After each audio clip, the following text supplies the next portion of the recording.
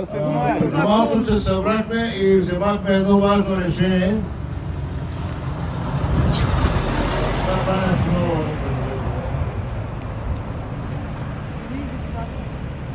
Децата ялат.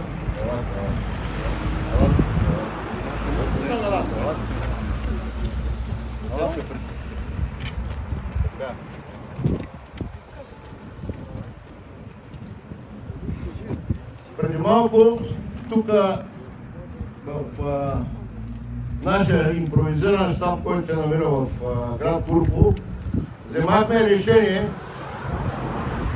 следващата неделя в цяла България, по всички площади на България, национална акция "Стачка" с трите основни точки, които са фокусирани тук в Гурково. Те са: оставка на правителството, референдум за запазване на лева и България зона на мира. Ще оповестиме през социалните мрежи нашите IT-та. До 2 дена ще има точките, на които ще може да дойдете на терен. Във всички областни градове, общини и по-големи населени места. Това го правим с цел да популяризираме проблема, който касае всеки един българин. Както не случайно разбрахте, имаше един случай с едно куче, което беше убито, прегазено. Но същата тази фашистка хунта направи това събитие много по-важно от основното събитие, което се намира тук в Гурково, и използваха целият ресурс на социалните мрежи и на телевизиите, за да ви покажат колко е голям проблема с това убито куче. Аз също обичам кучетата, също имам кучета, имам и котки, но те ви хвърлиха прах в очите с това, че фокусират на вашето внимание и вашия гняв беше фокусиран не на правилното място.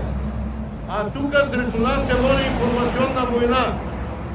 Ние сме блокирани в социалните мрежи и всичката информация, която е тук на терен, е неглижирана и всичко свързано с акцията "Националната стачка", блокада на град Гурково, е унищожавано през социалните мрежи. Затова, повтарям, другата неделя в цяла България национална стачка, акция повсеместна. Ще говорим по темата Гурково. Последващата неделя на 30 отново тук, в цяла България, ще се фокусираме след един месец. Тук на същото място. От цяла България ще ви чакаме тук пак на Гурково, но тук патрулите и караулите са денонощни и те няма да спират. Приятели, събудете се, времето изтича. На 1 януари ще се събудите наполовина бедни, а само след 2 години ще се събудите роби. Затова се събудете и този проблем да бъде в фокуса на вашето внимание. Не си мислете, че този проблем ще ви заобиколи. Не случайно имаме такъв ресурс от полиция тук, които пазят това мероприятие. Не веднъж сме казвали, че това мероприятие, тази акция за първи път не е инспирирана и не е манипулирана от мафията. Тоест, тези хора нямат никаква власт върху вземането на решенията. Това решение, което преди малко оповестих, също е взимато от нас тук на това място. Затова, повтарям, следващата неделя повсеместни стачки, акции по места. Давам думата на адвокат Ваня Симеонова. Здравейте, сънародници! Виждаме, че хората, които искат да бъдат тук с нас в Гурково, по някакви причини, здравословни служители, не могат да бъдат. С оглед на това, днеска взехме решение да се направи акция другата неделя по места. Така че с настоящото изявление приканвам хора от всички общини, области да се свържат с нас. Знаете нашите месенджери, знаете нашите профили, щом ни гледате. Пишете ни, за да направим акцията по места, да присъстват повече хора. Исканията са кратки и ясни, както е казала Апостола.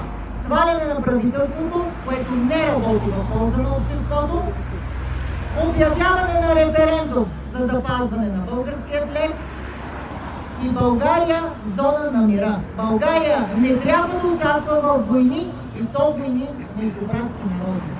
Така че очакваме ви другата неделя във всички населени места, които ще се обяват като събития във Facebook, TikTok. Очакваме и организатори, желаещи хора, които да организират в своите населени места тази акция, с идеята да се популяризира тук местността в град Гурково, да се блокира проходът. 2 дни е достатъчен, за да окажем натиск върху бизнеса на мутрите и правителството само ще подаде оставка. Това е от мен. Да живее България! Да живее България! И не се делим! Така, както каза адвокат Ваня Симеонова, всички, които имат желание да участват и да правят точки за националната стачка и не са обявявани до сега и не са вземали участие, нека да се свържат с организаторите от Обединение 29, Гласа на безгласните и колегите от другите организации. Ние държиме контакти между нас. Просто от вас се иска да ни подадете точка. Ние ще включиме в социалните мрежи, ще я оповестиме, за да могат всички хора в населените места, там където се намират, да бъдат информирани. Повтарям, информирани. Това е най-силното оръжие на мафията. Ние да не знаеме, да не чуваме, а да мислиме единствено и само с телевизора. Престанете да мислите с телевизора. Почнете да мислите с мозъците си. Тази информация, която ви я подават канал 1, BTV и Нова, е изцяло против вашите интереси. Показахме и доказахме на цяла България, още миналата година на Велинград, че всички медии работят против вашите интереси. Също доказахме, че и всички институции без изключение са мафиотски структури. Затова пълна мобилизация за постигане на победата. Да живее България! Да живее България!